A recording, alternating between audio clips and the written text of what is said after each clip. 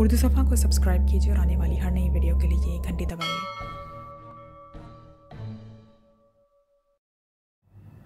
आखिरी हिस्सा बेथ और इसकी असल माँ से शुरू होता है जब वो इसके बाप के नए घर की तरफ जाते हैं और इसकी माँ बेथ की मदद के लिए गिड़गिड़ाती है, लेकिन बेथ का बाप इनको वहाँ से जाने का कहता है और वो वहाँ से चली जाती हैं। जोलीन बेथ के घर आती है। वो बेथ को बताती है कि मिस्टर शाइबल फौत हो चुके हैं और इसे जनाजे में बुलाया गया है। जोलीन बाथरूम का दरवाज़ा देखती है, वहाँ नशा आवर गोलियाँ पड़ी होती हैं। बेथ एतराफ़ करती है कि अगर वो रूस ना गई तो वो सारी शराब पी जाएगी। जोलीन जानती है कि बेथ को ट्रेन करने की ज़रूरत है, लेकिन बेथ को सिर्फ शराब की तलब होती है। जोलीन इसे कहती है कि इसे ख़ुद को परखने की ज़रूरत है और इसे एक तोहफ़ा पेश करती है। ये वो किताब होती है जो इसने यतीम खाने से चोरी की थी। बेथ और जोलीन अपने यतीम खाने में जाती हैं। बेथ अंदर जाना नहीं चाहती, लेकिन वो फिर भी आखिरी रसूमात में शरीक होती है। आखिरी रसूमात के बाद बेथ अपना जहन बदल लेती है और यतीम खाने में चली जाती है। वो इस जगह के इर्द गिर्द चलती है और पुरानी यादों का एहसास करती है। तहखाने में बेथ अखबारात के बहुत सारे टुकड़ों को देखती है जिनमें बेथ की कामयाबियों की खबरें होती हैं। ये अखबारात मिस्टर शाइबल के होते हैं। बेथ अपनी और मिस्टर शाइबल की तस्वीर लेकर जोलीन के साथ वापस आ जाती है।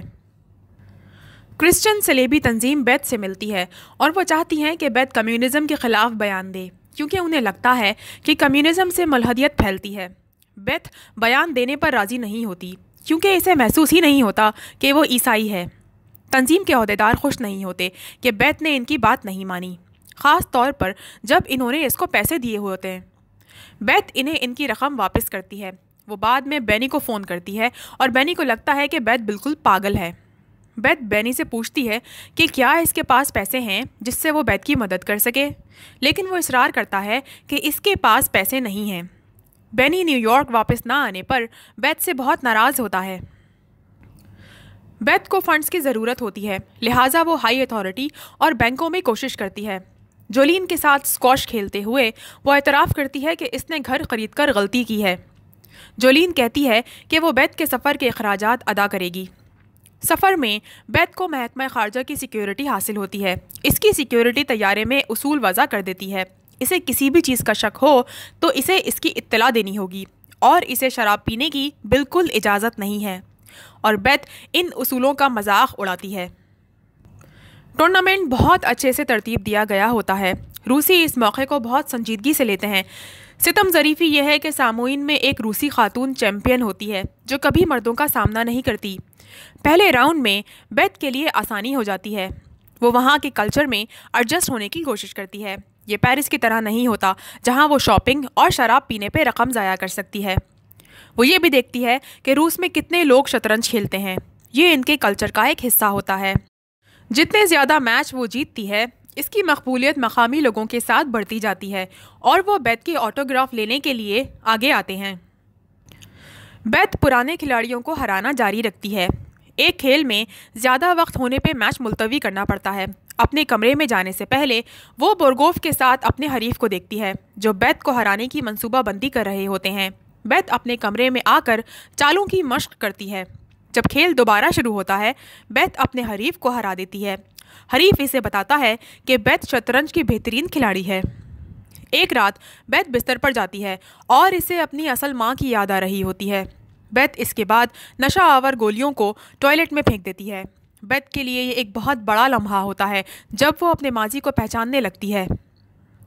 फाइनल्स में वो एक बार फिर बोर्गोफ के ख़िलाफ़ खेल रही होती है।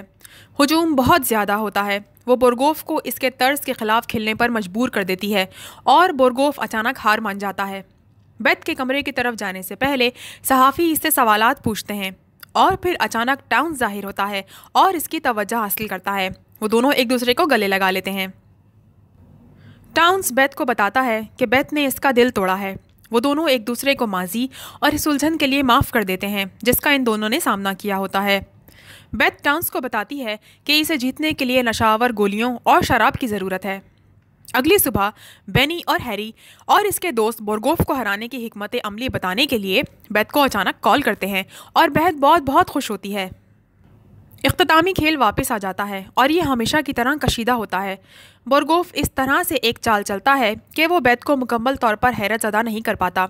वो एक लंबी सांस लेती है, छत को देखती है और शतरंज की बाकी चालों का तसव्वुर करती है। हर एक लम्हा उलझ जाता है कि वो क्या कर रही है। फिर एक चाल चलती है।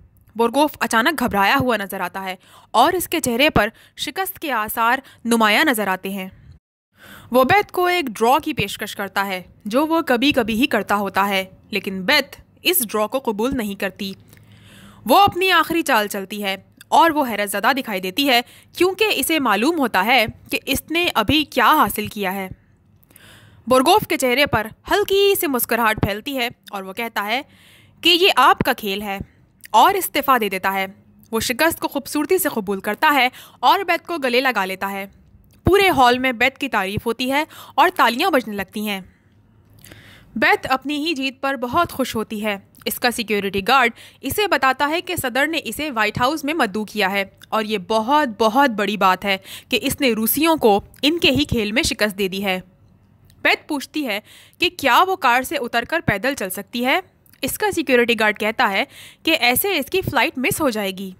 वो मॉस्को से गुजरती है और बहुत सारे बूढ़े लोगों को शतरंज खेलते हुए देखती है। वो सब उठ खड़े हुए होते हैं और इससे हाथ मिलाते हैं।